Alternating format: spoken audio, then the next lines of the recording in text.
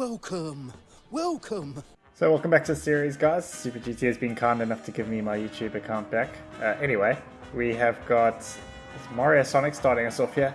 I mean, there's no real idiocy here, but it really does show just how little is needed to cause utter mayhem. So let's just have a look at that from the Ferrari's perspective. So we are going through the left-hander here, side by side with the Supra.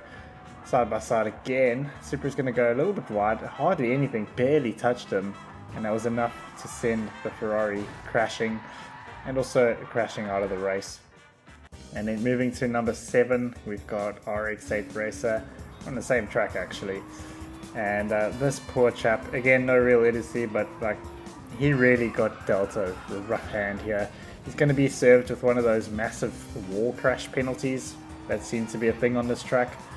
And he's going to end up losing a couple positions, tap a wall again, and then end up losing a bit of control, crashing into the pit lane, picking up another 5 seconds, and for some reason he's going to go into the pits. Maybe he just figured that he's got damage, so he might as well go into the pits. I don't think there was a pit stop in this race. But anyway, we're going to go into the pits and just there get dealt with another 3-second penalty.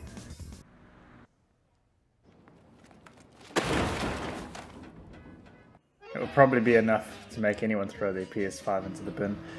Next up, we're going to the same track, and we've got another GTR. This guy's going to run it a bit wide and obviously lose a bit of speed down the straight. And then we're going to have the almighty Aston catching up, trying to go around the outside, a little bit of side by side between the two of them.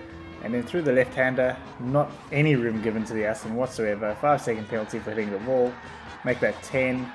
Actually make that 15 as Zascar goes past, and then we're going to try and rejoin and make that 20 seconds. So that was pretty cruel actually, but that's just what you get for not giving room, I suppose. And eventually, I mean, he's going to be lucky to not pick up another 5-second penalty there, but eventually we're going to get started again. So let's have a look at that from Zascar's perspective. A little bit of argy-bargy going on there, and we're going to have both of them crashing out, and the narrowest of misses between Zascar and the GTR as he carries on his merry way up into 3rd place. And then next up at number 5, we're changing track for the first time in this video. We're going to Deep Forest, and we're going to have a bit of a late break. That was a pretty common thing from all the replays that I saw this week. So now the Mustang is less than impressed by that. So we're going to get a little bit of our own back, and this is going to set off a chain reaction because now the Subaru is a bit less than impressed, and it's just going to keep going from bad to worse for these two.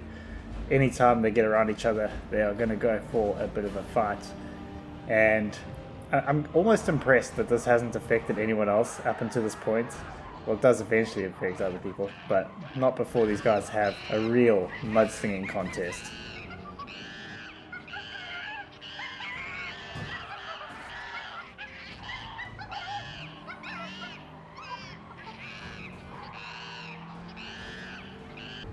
How's that working out for you? What?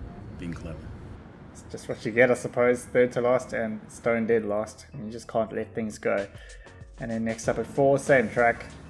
Same start points actually, and pretty much the same thing, except this was a slightly later break. I mean, might as well have not braked there. And obviously this car is extremely upset about that. I would be too. But this is a punt the likes of which I've never seen before. I mean, you see punts all the time, but I've never seen a car get shoved into the wall this quickly. I mean, that was absolutely brutal.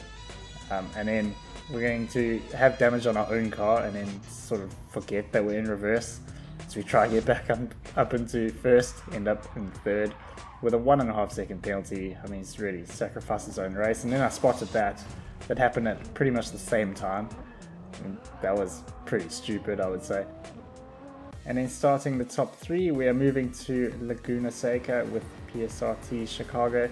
We're on lap 1 here, so cars are still pretty bunched up as we approach the corkscrew. And I mean, I've seen things happen at the corkscrew before, but I've never seen quite so many cars get it wrong all at the same time. This is reminiscent of turn 1 at Monza, as we have cars just littering the track and Chicago vaulting all the way up into 5th place. So let's have a look at that from the replay cameras. That is just dismal stuff from everyone involved in that lobby. well, everyone who got crashed off, that is. And then next up at 2, we have got Max Power, who's actually got possibly the longest streak of clean races in Gran Turismo sport history. I mean, what could have caused that? What we do here is go back. So the keen viewer amongst you will have noticed this is Luis D'Amicio we are riding on board with. Not the cleanest of drivers. Just going to start off just shoving the other chap off there, no problem. Usually his quest is to just piss off the entire lobby, and it seems like he's managing to do that here as we go for a late lunge on the other Subaru. Get up 2 places, not pick up any penalties for any of this, of course. A little bit late on the brakes there. And we're going to have another GTR coming up, and we're going to try and block him, and actually successfully block him.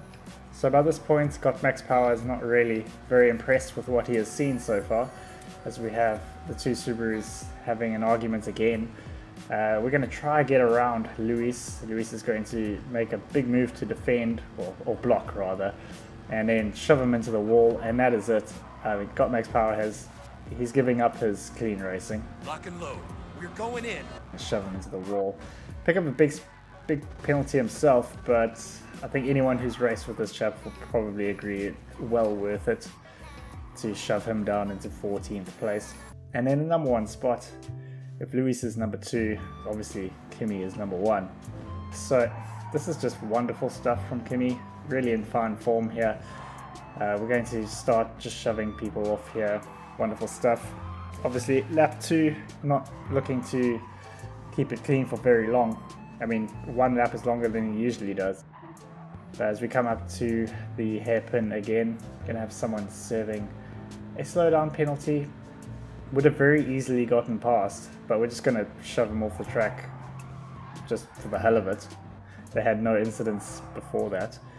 And then he's gonna get shoved off by someone else. I mean, hardly shoved off actually. A little bit of light contact I would describe that as. But that's going to set him off. Gonna try and shove him into the pits.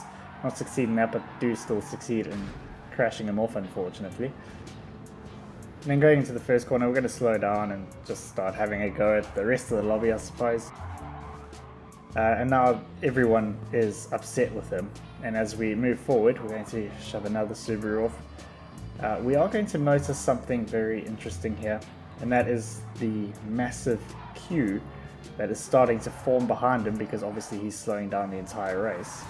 And it was at this point that I decided to use the Kill Bill Ironside theme, which got copyright claimed, so here I am commentating a bit later. But anyway, let's just do a quick recap of everything that has happened so far and has caused him to piss off the entire lobby. And that is going to be the end of Kimi, and it's also going to be the end of the video. So I hope you guys enjoyed, and I'll see you in the next one.